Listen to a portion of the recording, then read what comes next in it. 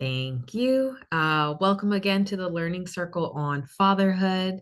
My name is Raylan. I am just helping facilitate this space and make space for our wonderful presenters. I use she, her pronouns, and I work at the Virginia Sexual and Domestic Violence Action Alliance. And today we are joined by two lovely speakers, Glenn Harris, who uses he, him, his pronouns from ODVN, and also joined by Jeff Kramer, he, him, his pronouns as well at Action for Children. And I will pass it over to you all, and I'll keep an eye on the chat. But thank you again so much for sharing your experience with us, and excited to learn from you all. Well, good afternoon, everyone. Most importantly, I think I want to start by saying, keep in mind that today is meant to be as interactive as possible. As questions come up, if thoughts come up, please feel that use the chat, raise your hand, use your voice, and interact with Jeff and I. I think the opportunity here is to learn, some about our partnership, why we do this work, how we do this work, and anything that you guys are able to gain and/or learn from that is the objective of the day. So please feel free to interact with us as much as possible. To get started, I will share, my name is Glenn Harris. I'm the Director of Prevention here with the Ohio Domestic Violence Network, where my specialty is engaging men and boys to prevent violence. Jeff, can you share a little bit about your background, please? Thank you, Glenn. Good afternoon, good morning to those of you that are not on the East Coast. First off, before I introduce myself, I just want to thank all of you for the work that you're doing. It's really, really important. It's a big part of what we do in our parenting work as well, and it's difficult work that you're doing. So thank you for that. My name is Jeff Kramer. I am a manager of our family asset building programs at Action for Children, and what that constitutes is parenting and primarily our fatherhood work. We have several fatherhood programs that we work with, and those are kind of discussion-oriented, facilitator-led groups. So thank you for having me. Happy to be here and looking forward to a good conversation. Thank you. Thank you so much, Jeff. So for today's project, I will share with you all the following as soon as I get my computer to work appropriately.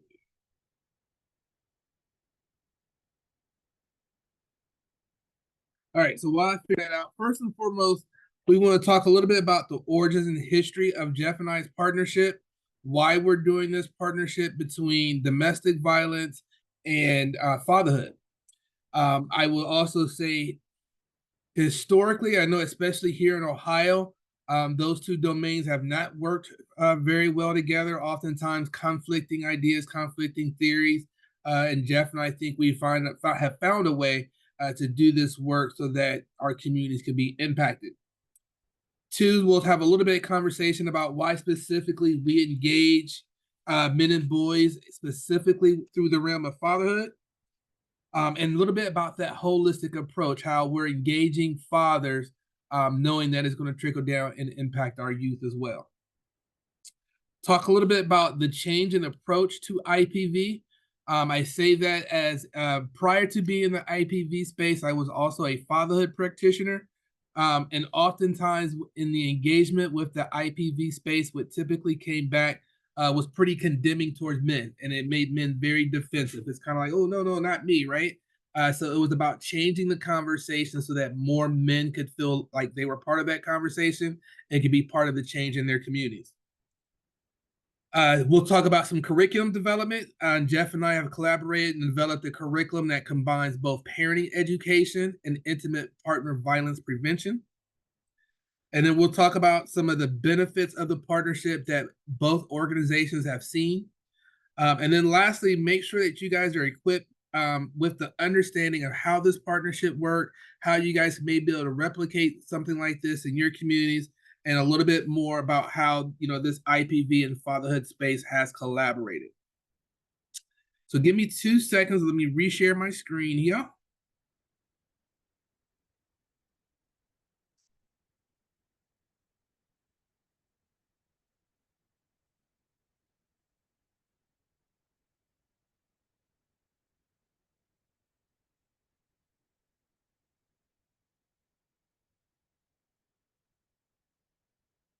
And I keep losing my Zoom window. There it is. All right.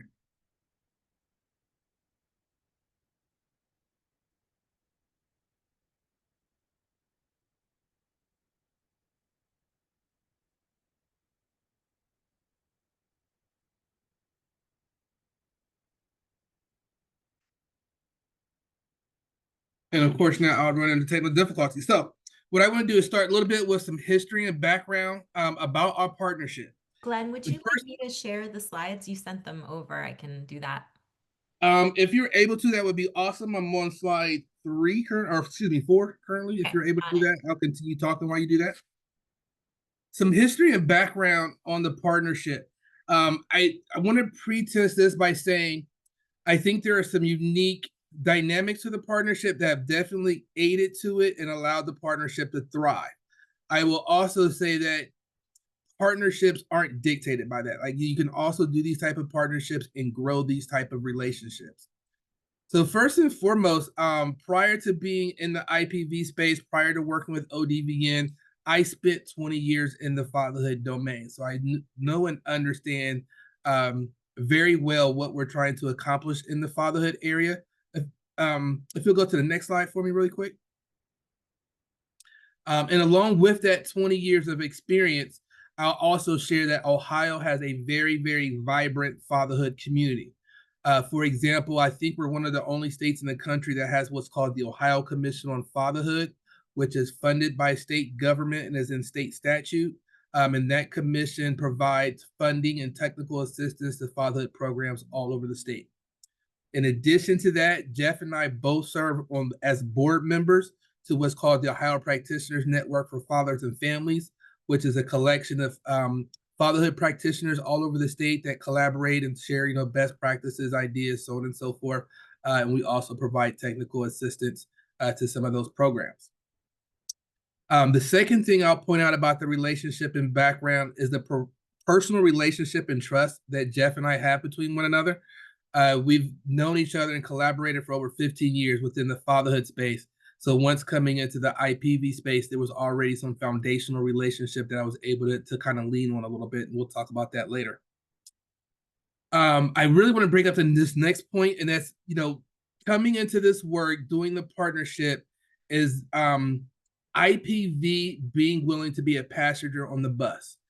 We're going into a fatherhood program, collaborating with them, understanding we're not driving the bus and we're just simply a passenger. I say that to say that oftentimes when it comes to collaboration, there becomes a competing attitude where our discipline it's the most important, the main focus, and unwilling to sometimes take that back seat, I should say. The last one I'll share is the cookie cutter approach. I shared this on Monday so those of you that were able to join us for the panel.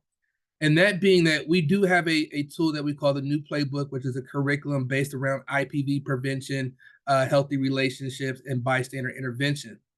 But what I will say is, like any cookie cutter, it changes depending on the audience that we're engaging. Just like a cookie cutter, if it's Christmas, it might be a Christmas tree. If it's Halloween, it might be a pumpkin, right? So when we're talking to fathers, we're using fatherhood language. If we're in an athletic space, we're using athletic language. And it continues to change based on that audience. So I wanted to share about, that willingness to be flexible and the ability to be flexible. If you'll go to that next slide for me, Casey. Kind of wanted to start here and just kind of share this. This is a quote I came across in college, and it's kind of steered a lot of the work that I've done in my professional career. Frederick Douglass said a quote, and he said this: "It's easier to build strong children than to repair broken men." Although I 100% agree with that, I'm also fully aware it's those broken men that are raising our children. So if we don't engage those broken men, if we don't, do something, then it's our children who are learning these quote unquote broken habits, so to speak, right? So that's really what we're doing in this healthy masculinity space, collaborating with fatherhood, making sure we're engaging men, and we're really encouraging them. The things that you're learning late, teach your children early, right? So that they get a head start. I want to share one other quote with you guys, and this quote comes from Justin Carter, who was my predecessor here at ODVN. Some of you got a chance to meet Justin on Monday. And this is really a founding principle in a lot of the work that we do engaging men, and Jeff fully supports this in his fatherhood work.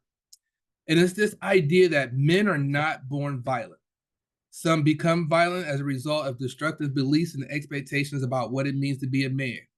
We must recognize the ways that dominant stories of masculinity have infiltrated our lives.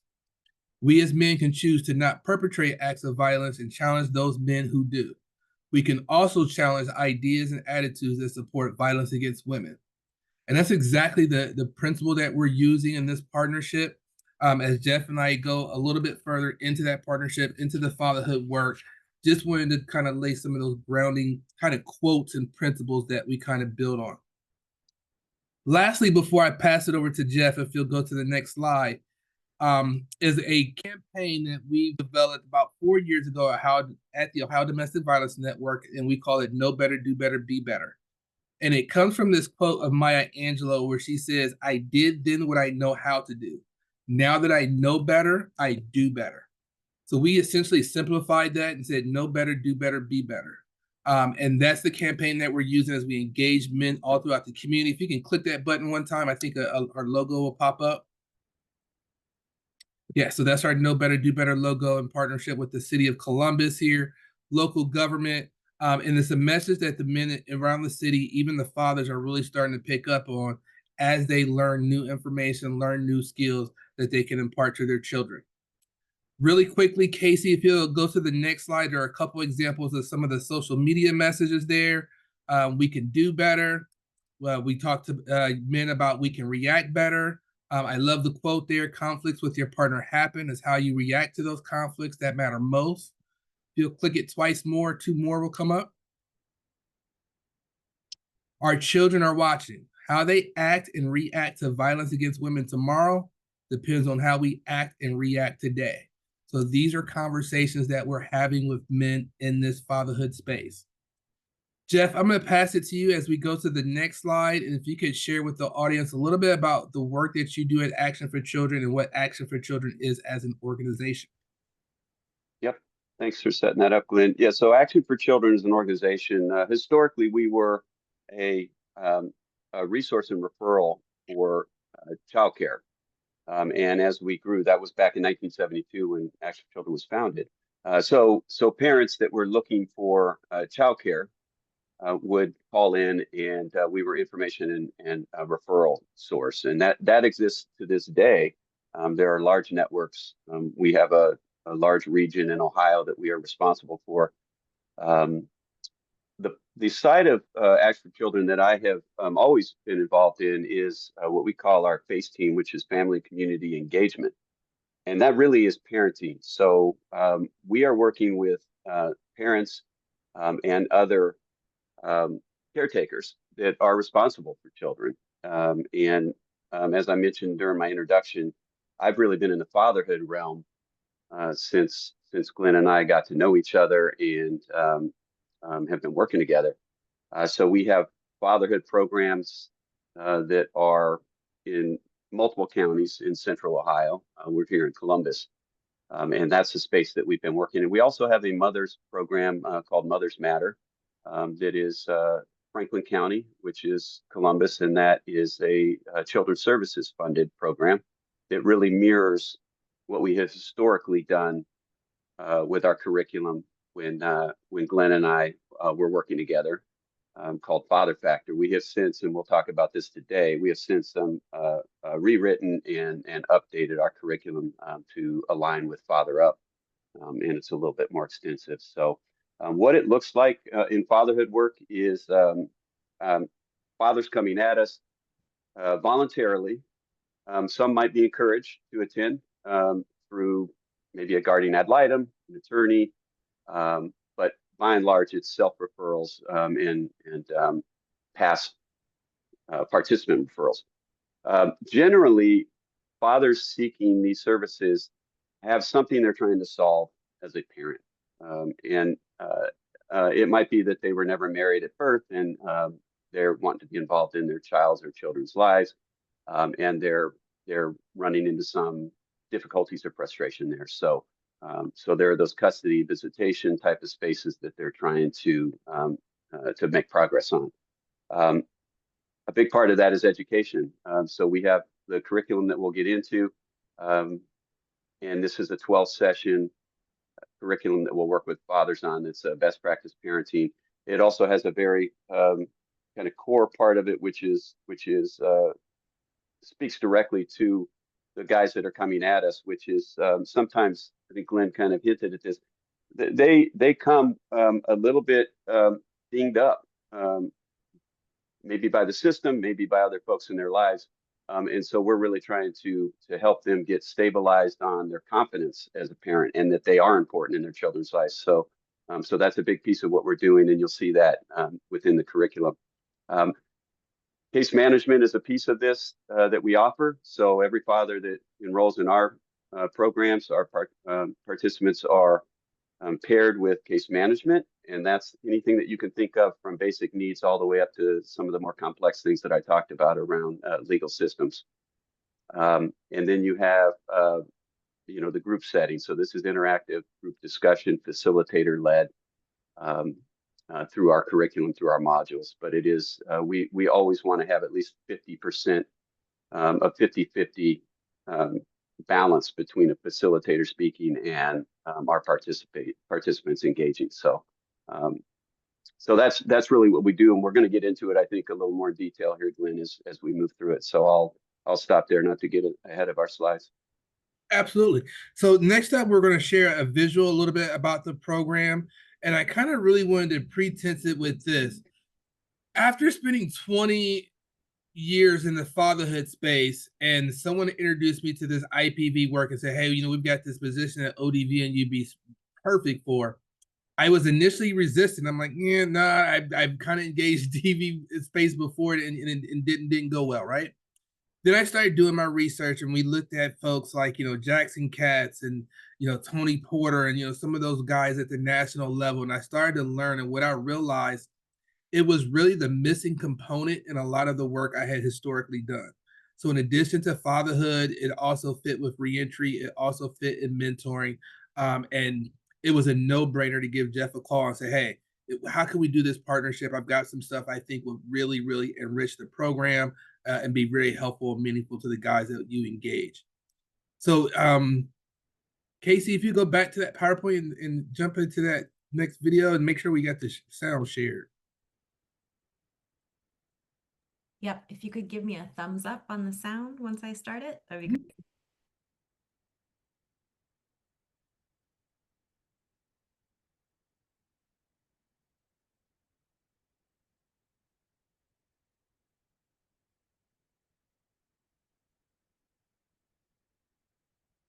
I don't know what I'm doing here. Yeah, it's like the PowerPoint froze on my end too. I'm not sure why. Okay, let me start again. All right, just a moment.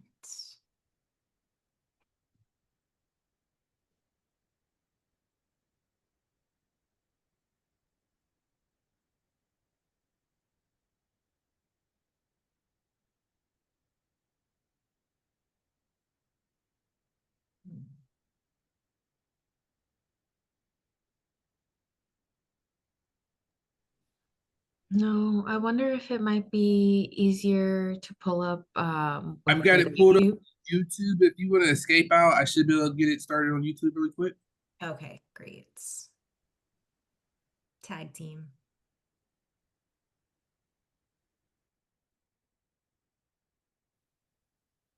Are you guys able to hear that? No.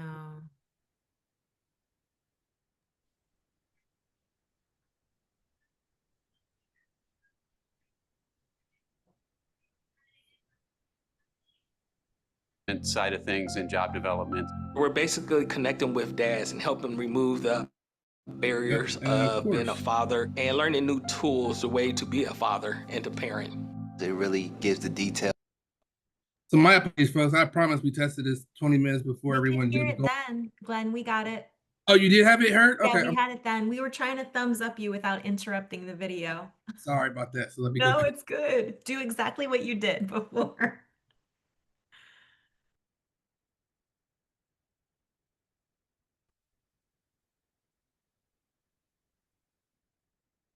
Father Up is about helping dads be the hero in their children's lives. We're working with these guys from not only an education standpoint of learning what best practice parenting looks like, but also the case management side of things and job development. We're basically connecting with dads and helping remove the barriers of being a father and learning new tools, the way to be a father and to parent.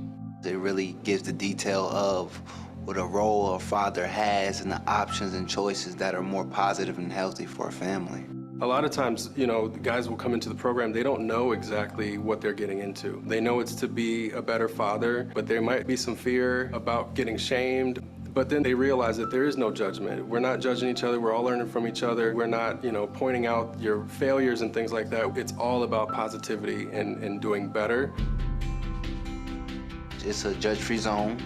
Everybody come from every aspect of life, and we're just trying to grow. Doesn't matter where you at. You can always grow from where you're at and where you start. As time grows, it becomes like a brotherhood. Guys are opening up. Guys are really enjoying the conversations, talking about their child and their upbringings. This isn't saying you're not doing something proper. It's just a support group where you have a chance to talk to other men about being a father, which is something a lot of times we don't have those conversations with each other. There's this notion that fathers are sometimes the secondary parent. And so my goal has always been to dispel that notion. A lot of times the fathers are in kind of the background, and this just kind of gives them the forefront to let them know they're just as important and needed. A lot of times you want to maybe break some of the cycles. This will give them the opportunity to get the resources that they need to do that.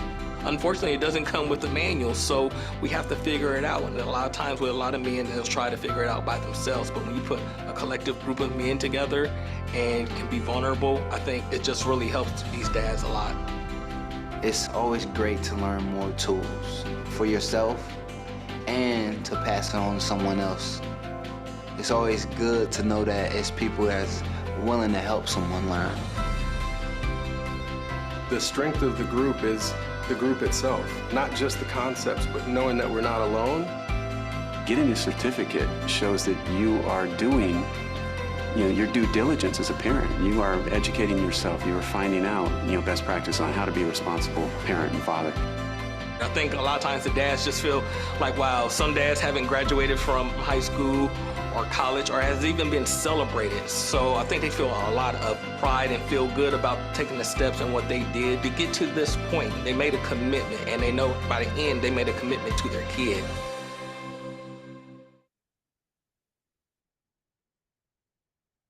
Jeff, if you could talk the audience through a little bit about what they just saw, talk a little bit about the founding principles of Father Up as Casey brings that PowerPoint back up.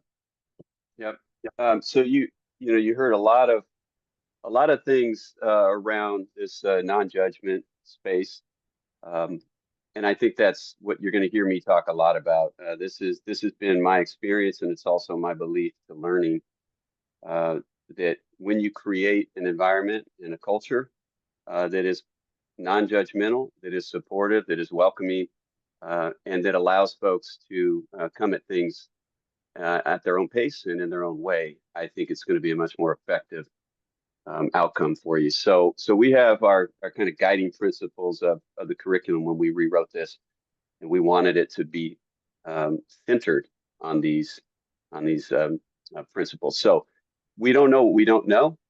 The flip side of that is you know what you know. And so a lot of us parent the way that we were parented, or maybe we want to parent exactly the opposite as we were parented. But we are influenced by those around us as we were coming up. And it's really important to set the stage here that it's okay to be overwhelmed. And it's not only okay, it's pretty normal to be overwhelmed as a parent. Any of us on this call that are parents, I think, can identify with that. The other principle is learning from mistakes. We want to see those as opportunities of growth, not only as a parent, as a human being, but also we want our children to learn this as well. And we have lots of content throughout our curriculum that will reinforce that as a parent. You get out what you put in. Anything in life, you spend more time, more focus, more intentionality, you're going to take away more. And then lastly, which is a really important point here, we're not here to tell folks how they should parent. We're trying to have conversations, and um, your situation is unique, and every father that engages with us has unique situations. My situation is different than Glenn's, and Glenn's situation is different than than the guy next to him. So we want you to take what the discussions are, and then you apply what's going to work for you and your family. And again, we're going to keep kind of circling back to these because it really is foundational to what we're doing in this collaboration, as well as in all the broader work that we're doing. I saw I don't know who popped that up, but the strength of the group is the group itself. Again, really important. We do exit surveys and focus groups at time to time. We've been doing this for years, and inevitably, when we ask a question that is around this, what did you like best? What worked best for you? It is always the other fathers in the room. It is always about the group. It is always about the other fathers in the room. So when you really break that down and think about it, that's what's happening here. And again, it goes to as we deliver our messages and our curriculum. At the end of the day, what really matters. We want to have conversations and facilitate conversations around issues, but it really matters about the group and what the other men are doing in the group and that connection. So I think someone also put the heart up to brotherhood. This idea of brotherhood, of connection and community is huge in what we're doing. Glenn and I are starting where I don't want to get too off in the weeds here, but we're really looking at this idea of loneliness and the research we're seeing around men and loneliness and isolation. And I think it's a really important space for us to be. And we have guys coming back because of the community. And if we're providing something positive, and there's a place for them to land, then they're going to keep coming back. And that's what we're really working to develop out here, is this idea of long-term community for guys to have a positive place to land. Jeff, I think you're speaking to the hearts of everyone here when you talk about engaging men in this space of loneliness. These are conversations that have come up at the national level, and we've seen this for some time now.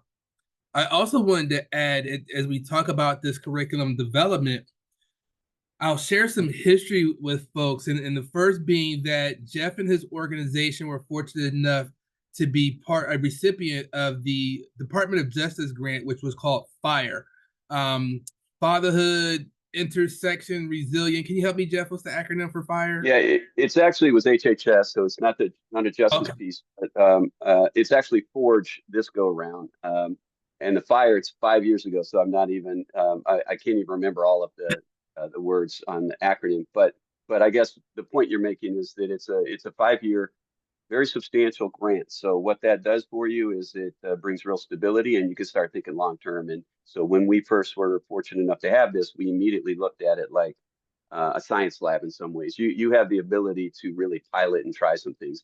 The other thing that's important to know about that grant is it is a demonstration grant, and so baked into that is the idea of they want you to keep doing CQI. That's part of what we're doing all the time, is how can we further this field? What can we do to be innovative? So that is part of what you're being asked to do. And when you're in that space, it's very creative, and it allows for you to kind of really go out there and see, what can I do that's going to engage folks and going to, improve outcomes for families. So that's a pretty cool place to be. So the timing of this funding and this grant coincided with just about the exact time that I approached Jeff with this idea. Like, hey, let's join forces. Let's bring some of what I'm doing to this fatherhood space. The initial plan was just to bring our new playbook curriculum into the room with those guys. And what Jeff initially said is like, hey, we have a 2.5-hour group, sometimes basically 2-hour group. I'm willing to carve out 30 minutes of each of those, 10 to 12 sessions for you to come in and do your workshops. So for about the first year, that's what we did. And at some point, I had a conversation with Jeff, and I said, I don't know how sustainable this is long term. I don't know how much I can commit to coming and doing this. Is there a way that we can train your team so that your team can continue doing this? And Jeff's like, absolutely, yeah, let's do that, right? So that was the next stage of development. And then Jeff came back a few months later, was like, Jeff, all right, Glenn, I'm going to redo the whole curriculum. How about we just write this into the curriculum, right? And the funny thing is, this all happened during COVID. So we had the flexibility and time to kind of do that. So it gave us the opportunity to take a 16-hour curriculum and condense it down to 10 bite-sized modules that we're now even able to transcend and use in other communities as well. I can swap out all the language that's fatherhood specific, replace it with athletic language, right? And use it in an athletic community. I can take that out. I can use reentry language and use it in a reentry domain. So this work with Action for Children really helped us in condensing and reworking our curriculum through COVID. If you'll jump to that next slide really quick. Here you'll see kind of how the curriculum lays out. Jeff, can you talk through how you kind of set this up here? Yep. First off, I want to apologize to everybody for that COVID word that came out. I think we'd all like to forget about that entirely. 100%. Making me feel a little squirrely over here all of a sudden. All right, so we have 10 sessions. We also, within our programming, have financial literacy piece that we do that's separate and apart from this curriculum. I wanted to keep that separate, and it's modeled on the Money Smart FDIC. So there are lots of things we can do with fatherhood that are above and beyond some of the core deliverables that we have. So what we're really trying to do, I'll just walk you through overall what's happening here on both of these parallel pieces, both the fatherhood piece and the know better, do better, be better piece.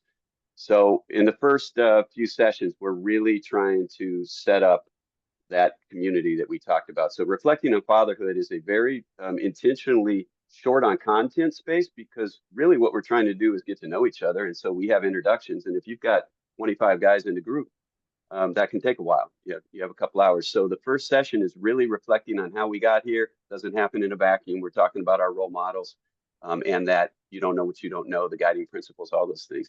The second session is, and within that, we're talking about the real men, and that is, again, the dominant story conversation that, Glenn's probably going to talk a little bit more about some of this. But then we're looking at the fatherhood or father up approach, which is our approach. We have a slide that we'll look at here in a bit that really breaks down kind of the three pillars of what we're asking fathers to think about when we're going through this.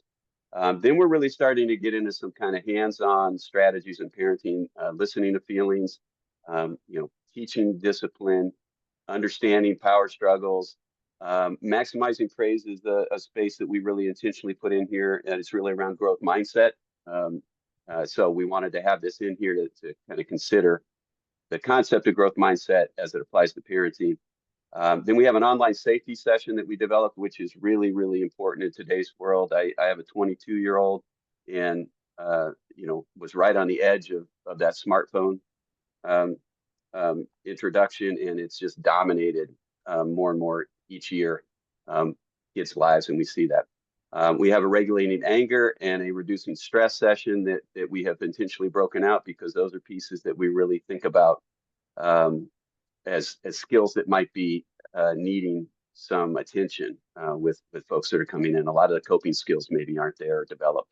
And then we have a respectful co-parenting piece as well. A big piece of this, as I mentioned earlier, is some tension, some potential conflict in the co-parenting space, and kids are in the middle of this. So that's the piece. Glenn, did you want me to talk some about the KDB pieces, or did you want to kind of walk through that real quick? Yeah, I can just chime in really quick. So part of what Jeff and I did was go through the new playbook and find components that mirrored and reflected what they were already doing in the parenting curriculum. So when they talk about the father approach, we talked about the man box, and how those two conflict and how they go hand in hand, right? We want guys to think about, and Jeff, I'm going to ask you to chime in here. One of the things that we quickly noticed before even the curriculum design, as I was going in doing some of the facilitating, is the richness of the conversations we were having in the room with these men. Very different than any dynamic than any other room I had been in doing this work. Typically, your dominant masculine attitudes come up. Typically, guys are trying to, maintain that exterior shell, keep the mask on. But in this space, something about being a dad and wanting to, be good in this role allows them to, show empathy, allows them to be vulnerable, and allows them to have these conversations in a way that they probably wouldn't in any other space. So when we're having conversations about the man box in this space, oh, it's very, very different than, if I'm on a college campus talking to fraternity guys, right? Same thing with things like the continuum of harm. We talk about power and control will. So they're getting the core concepts and lessons that we do in the IPV space, but oftentimes through a fatherhood lens.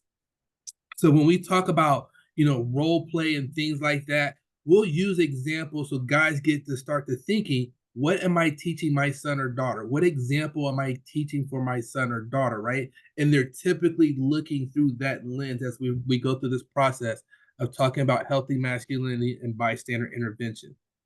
Casey, if you go to the next slide, I believe it'll be the standards that Jeff was referring to. Well, yeah, a couple really quickly. Couple examples of some of the lessons, some of the conversations that we're having. Really, really trying, with this being a fatherhood space, knowing that they have co-partners, minimize the relationship violence, right? So we talk about the culture of violence. We talk about the normalization of violence. This here is a very specific conversation that Jeff and I kind of honed on. And it's that urban communication where there's a shirt that they call, quote unquote, a wife beater, right? And challenging guys to say, how do you change that vocabulary, not just within your home, but in your community and your networks? Because what that is doing is normalizing violence, right? And you see guys with the light bulb start to go off like, wow, I never thought about that. I just been calling it that and not realizing how it was just making it normal, right? Casey, if you want to advance. Example of Jackson Cats, again, the guys are getting introduced to Tony Porter. Guys are getting introduced to Jackson Cats. Some very, very core principles of that we introduce in the IPV space. And then the next one should be the standards. I don't know how the standards got lost. So I apologize for that. And maybe we just missed it. Jeff, can you talk about those really quick, the 3 standards? I'm sorry. Yep, no problem. So one of the things that occurred to us, there's probably some folks on this circle that maybe have been involved in curriculum development. Well, when I first set out to do this, the general curriculum, and then also in collaborating with Glenn, you want to throw everything in there that and you're all excited about all the wisdom you're going to bestow on folks. And then as you go through that process, you begin to realize that there's only so much that people can absorb. And so it becomes, numbing at some point. So we really kind of went full circle on this and thought about, all right, how much can be retained within a 2-hour setting, and then a 10 session or 12 session type of group. And so we kind of broke it down by these principles or these kind of pillars of what we want guys to think about. What is a father? And so the first one is a father is informed. He's curious. He's open-minded. The whole I don't know what I don't know type of concept. So this idea that you're willing to learn and that you're kind of buying into that learning. The second one is father is intentional. So you're thinking about your parenting and you're thinking about your strategies and you're applying those. It's not a reactive type of space. You're not taking the bait as a parent, which I'm sure many of us have done, and I've done it more times than I care to recall. So you're responding and you're being proactive rather than reacting. And then the third one, which is really important in the fatherhood space, is set the example. You are what a father is to your child. That's as simple as I can say it. Your father sees you. Or your child sees you. That's what a father is. So think about that. And so when you put those 3 things, we keep repeating and coming back, throughout each session on these concepts of we're being informed, we're being intentional, and we're setting an example. And we're hoping that at the end of it, those things will resonate with guys. The other thing that I put in the forward is, if you take nothing else away from your experience with Father Up, it's that you are important. And I think I kind of hinted at this. A lot of guys come, questioning how important they are because they've been potentially told they're not important as a parent. So we want them to know over and over again how important they are. And listen, the research we won't bother you with, but the research is overwhelming. When a dad is positively involved in a child's life, the outcomes across every outcome are more positive. And that would go for mothers as well. I just happen to work in the fatherhood space, but certainly when you have a positive parent involved, the outcomes improve for children across the board. And when a dad's not involved, the negative ones will also increase too. So, so it's important to consider that in the work that we're doing. Yeah, really quickly, we're at about a quarter till mark, so I'm gonna spend a couple of minutes just talk about some successes, barriers, lessons learned, and really just cut the PowerPoint off, open up the floor for questions, dialogue, things of that nature. The first thing I want to talk about, and this goes into success, is really share with you guys, some of the opportunities that it's brought. For Jeff and his organization, I mean, I think it makes programming more attractive. He talks about he's on a demonstration grant. So the more components he can demonstrate and bring to that grant to say, hey, here's the value of what we're doing, and program only strengthens it, when we talk about grant writing and things of that nature. For us, it's the ability being written into his funding. I mean, we're now written into his fatherhood grant. We're a part of that grant. That's an additional source of income for us, and for us to continue, to do this work. Another success is that, we're now on the track and path of doing, making the curriculum a best practice. We're doing all the fidelity checks now, making sure, we are testing it, trying it, have all the data to support it. And then we'll be working on a trainer in this next 5-year funding cycle. So if any of you are interested in like a combined fatherhood / IPV prevention, we do have one in the works that should be ready, and I would say the next couple years here. Some of the barriers that I just want to acknowledge and uplift. One was the time constraints. With men, it's pretty limited. We struggled, had a hard time to get men to sign up for a 12-hour training workshop around IPV prevention. But what this partnership did was gave us a ready-made audience, right? An audience that was ripe for this information. Jeff, can you give us a number? How many fathers went through your program last year? About 500, give or take. And of that 500, I think it's important to note the retention. We're asking for 24 hours of workshops. And we're really based on 90% of that, which comes out to just slightly over 22 hours. We retain upwards of 84% of the guys that come to one workshop. So that's pretty high in our field. And that speaks to, again, everything that we've said so far. They're interested in this, and and they want to hear more. So, but so when you it's talk pretty about substantial amount engagement, of folks. 500 is a huge number, right? We struggled to get 10, 20 guys in a room. So we now have an audience of over 500 guys that we know just in this space alone, right? The second thing, and I really want to kind of lift this up, Jeff and I's ability to communicate, respect one another's lens and profession, so to speak, right? And I'll share with you, when we first got started in this, Jeff was a little rough with some of the bystander intervention stuff, right? And I'll share with you why. Jeff is entrenched in an urban community, a very dangerous urban community. So he was very hesitant to tell guys to go out and change the world. If you see this, we want you to intervene. We want you to do that. And Jeff was like, it's very, treacherous water for us, right? And as we started having the conversation, another thing that, kind of dawned to me, when we developed a new playbook, it was really about developing leaders, whether it be like fraternity leaders, athletic leaders, campus leaders, and some of these guys just weren't in that space. So we needed to meet them where they were.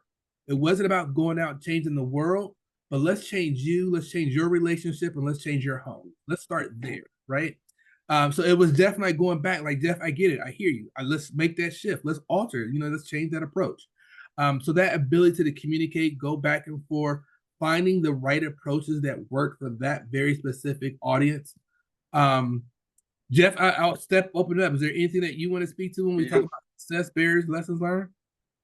Yeah, I think one of the things to really think about, and Glenn, you're talking about, is this idea of CQIing and looking to continue to improve this thing, and you base that on data. We'll do surveys, feedback, but Glenn made the point on the bystander stuff. Listen, the new playbook is why we got together, and I was very interested in it. And as we started putting it together, you start looking at, all right, how does all this come together? And there was a piece of it where it's like, yeah, I'm not so sure about this part.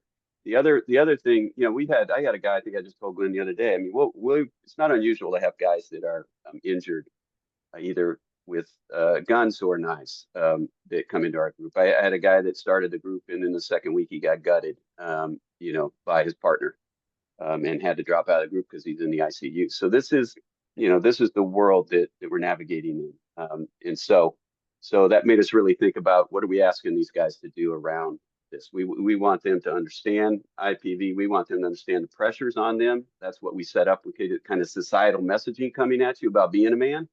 And then how that impacts you, and then, you know, really what the domestic violence prevention and awareness tools of, you know, power control and pyramid of violence. And then we wanted to circle back. So even the slide we showed you, we pivoted from that on those last 3 sessions that showed bystander intervention and speak out. Right now, we're currently developing, you know, kind of bringing it back home into the family. So we're going society, then we're going, you know, DV awareness and prevention. And then we're going to finish it up. All right, what are we going to do at home for you and your family? And right now that's in the works. Now that also aligns, and this is something for all of you to consider, with where things are right now in our country. You know, and what I mean by that are kind of the political winds. So I'm in Fatherhood. You know, when we wrote on this new opportunity last month, and we hope to hear on that any day now. Could come as we're on this call, who knows? But there's much more of a focus on relationship and marriage. And that wasn't traditionally the work we were in. I had a lot of never marrieds that would come into my programming. And I think that's an important space to be because there's children involved here. And that's really what we're trying to work with here, is trying to improve the outcomes for children. So we had to think about this. So we had to intentionally think, all right, well, we need to start bringing this back to relationship, heavy relationship. And that's not just intimate partner relationship. It's also that men and men relationship that we kind of hinted at earlier, this idea of isolationism and being part of community. So we're thinking about that as we redo this. So that's, I think, a huge success for us. And it's something for all of you to think about as you collaborate. You might have a goal that you're starting out with. We're 5 years down the road with this. So we're continuing to evolve it and look at, you know, what's happening now and how can we have an impact with the populations that both of us are working with. And Jeff, thank you so much for bringing up the social political culture, because you're absolutely right. We're in the process of redesigning those last couple of modules. And one of the things that really jumped out to Jeff and I as we've been doing this the last couple of years, majority of these guys have no idea what a healthy relationship even is, right? So we went back to the core and said, you know what? We're bringing red flag, green flags into this, right? We need to have this conversation with these guys so their next relationship isn't a bad relationship. A lot of these folks are in co-parenting situations, and we need them to find themselves and help them develop better relationships and then transcend that skill to their children. I'm going to stop and pause there. We've got about 10 minutes left. I want you guys to feel free to cut your mics on, cut your videos on, have some conversation, ask any questions. I think I do see one in the chat, so we can start there. It says, are either you connected with Kim, looks like Savevo in Geneva, Illinois, who directs Best Start for Families? She's worked with fathers in and coming out of incarceration as part of our larger empathetic parenting program. I specifically have not had much contact with Illinois, but we've done a lot of work and collaborations with states all around the country just through, you know, our practitioners network. And we also, in fact, Jeff does a lot of work in our reentry setting. That's one of our huge partners in the fatherhood space, which is the Ohio Department of Corrections and both DYS at the juvenile level as well. That's fantastic. I've just met her. It's an evidence-based international program that she's brought to Illinois, and she's now with Lutheran Child and Family Services, and is she's just worked in a bunch of settings, and they also kind of have created this sort of parent cafe, peer taught, ongoing groups. But she's worked a lot, and I'm also wondering. I work with an organization that primarily works with immigrant and refugee survivors of gender-based violence in Chicago, Apnagar, and I know that we had started the in our supervised child visitation, the Safe Haven program, and there was for a short time we were engaging fathers who were non, custodial parents, visiting parents, feelings management. It was called curriculum. I don't know much about it. It's another section of the agency, but I'm just wondering if you all have done much with um, uh, supervised visitation settings, the Safe Haven program, um, at all, because it just seems like such a beautiful fit. Jeff, I'd like you to take the lead. Yeah.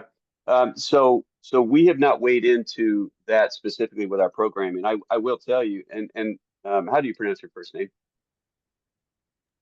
Sorry, Radhika? Ravika. Okay. So Ravika, thank you for the question and thank you for the work that you're doing. Bless your heart on the immigrant work that you're doing. That is getting dicier and dicier and more painful all the time. So thank you for doing that. When it comes to supervised visitation, I had actually thought about potentially weighing in on that and being a supervised visitation site. And I think our friend Jeff has been involved in that space, Glenn, in the past. He's actually had supervised visit sites. This is another collaborator with us. I did not pull the the lever on that one, but it is a space, and unfortunately, some guys in certain counties they have to pay for the time, which I think is quite odd that you have to pay as a father to spend time with your child. But so there is a space there. That's a long answer to say we haven't weighed in directly, but I'm very familiar with it, and it is a source of pain for some fathers that are coming into our system. It just seems like it would be a really beautiful fit. I've got uh I can link you by email with Kim if you ever, would be interested, because when I went through her the facilitator training, I just kept thinking, wow, there's so many great ways. And so it's another parenting family, Mm-hmm. support initiative, but yeah, I'll go ahead and link you, and just want to thank both of you for the Yeah, incredible work you're thank doing. you. We've tried different things, sometimes father baby showers and things like that, Mm-hmm. Yep. in another life, but I would love to learn more about the work you Yeah, Jeff and I, fathers are a white whale in engaging them sometimes. So we are asked a lot of times on how to engage fathers. Jeff and I are seated in Columbus, Ohio, which happens to be the capital of Ohio, and pretty urban. We've got some pretty, heavy urban pockets, heavy crime, high poverty areas, so on and so forth. So a lot of our participants are coming from those areas and communities. When I was doing fatherhood work, 10, 15 years ago, I did some study and looked at my data after serving guys for 2 or 3 years. And one of the things that I discovered was that like 65% of my fathers were just as involved, right? So unintentionally, I was doing reentry work, which kind of got me into reentry work. The majority of my fathers are just as involved. This is a topic we've got to, look into. Jeff and I have talked about that. This is an approach we often use is we can't solve all the problems, but what partners can we find to help solve that problem? We're not experts in, let's say, child support. So let's bring child support in. We're not experts in, for example, Jeff in DV. So he brings me in, right? So it's finding the right partners that can help solve what those barriers and issues are for the guys that we're engaging. Glenn, I think there's another question to Averett, saying that correctly. So this is around accountability. Glenn, I'm going to want you to weigh in on this. I'll set it up real quick. But what does it look like? If you have folks at risk for perpetration, perpetrators, and so on. So this is a let's be transparent here. This is a source of pain for us. Both Glenn and I. We would like it to look differently. There are the realities of deliverables and the structures around us, particularly in the fatherhood space. We'll do a self-disclosed screening, and then we have to have a DV protocol in place. But here's the back end of it is that it's just a recommendation for them to look into programming. We don't do batterers intervention, and I'm sure everybody here understands that batterers intervention is out of pocket and expensive and many months and weeks and months long. So it is not a satisfying position for us to be in. We recognize it, and then I'm going to hand it to Gummy. We'd like it to be differently, to look different, but we are we are constrained by the structures. Glenn has actually thought about weighing in on that space as an option with his organization. So maybe something we see different here over the next couple of years, but that's where it is now. Glenn, I don't know if you had anything else you. Absolutely. So first, I pretense this by saying, this is first and foremost a fatherhood space, right? So that's what we're there for. So this is not an IPV prevention space. This is not a battery intervention space. This is a fatherhood space first and foremost. So with that being said, we are approaching it that everybody in the room is a potential ally. Not that everybody in the room is a potential perpetrator. That's just not our approach. We don't know. There are times where guys may disclose and say, man, yeah, I'm guilty of that, right? And we have those conversations, and yes, they are held accountability, but that's not what this space is. And I want to caution you because oftentimes that has been the conflict between fatherhood and IPV in doing this work, is that you want to come in, you bad guys, you need to be accountable. That's not our approach. You'll lose every guy in the room with that approach. Yeah. Thank you. I'm looking at our time. We have about a minute left.